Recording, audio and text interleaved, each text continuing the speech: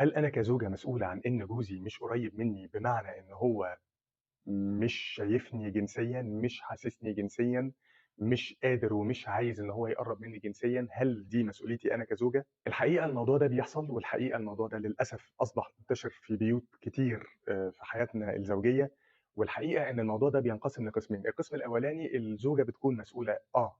والقسم التاني الزوجة بتكون لأ، غير مسؤولة. القسم الأولاني اللي الزوجة مسؤولة فيه هو حالة البرود الجنسي اللي بتحصل للزوج في حالة إن الزوج طلب منها أكتر من مرة إن هو يحصل لقاء زواجي، مرة في التانية في التالتة، مرة تكون هي تعبانة، مرة يكون في عيال، مرة يكون الأولاد صاحيين، مرة يكون هي عندها العذر الشهري بتاعها، مرة تكون ماما عندنا في البيت، مرة تكون أنا عايزة أروح الشغل بدري وأنا مش هاقدر إن أنا أعمل ده، مرة تكون نفسيتي مش متحملة ومش قادرة ومش عايزة، مرة تكون لا والله أنا زعلانة منك وأنا لما باكون زعلانة منك أنا مش باقدر إن أنا أعمل ده. كل اللي فات ده بيوصّل في الآخر إن الزوج أحيانًا بيحصل له حالة من الفتور، وأحيانًا بتوصل للبرود الجنسي من ناحية زوجته، وكل اللي فات ده أيوه، نعم، هو مسؤولية الزوجة. ولكن في حتّة تانية خالص بيكون الزوجة غير مسؤولة عنها تمامًا الحقيقة، وهي حاجة أنا باسميها التشوّهات المعرفية الجنسية، اللي بتحصل للزوج عن طريق إن هو معرفيًا بقى للأسف، للأسف، للأسف كل البيانات الجنسية اللي موجودة جوّه دماغه بيانات مشوّهة، هي خارجة من الأفلام والمسلسلات أحيانًا، هي خارجة من الأفلام الإباحية اللي هو بيتابعها للأسف أحيانًا، هي خارجة من العادات الغلط اللي هو بيمارسها بشكل فردي ذاتي أحيانًا، هي خارجة من فكرة إن هو شايف المنحوت والمنفوخ والمشفوط والمخنوق والمحروق والحاجات الكتير اللي هو بيتفرّج عليها، فبيتصوّر إن هي دي الحقيقة اللي المفروض إن هو يكون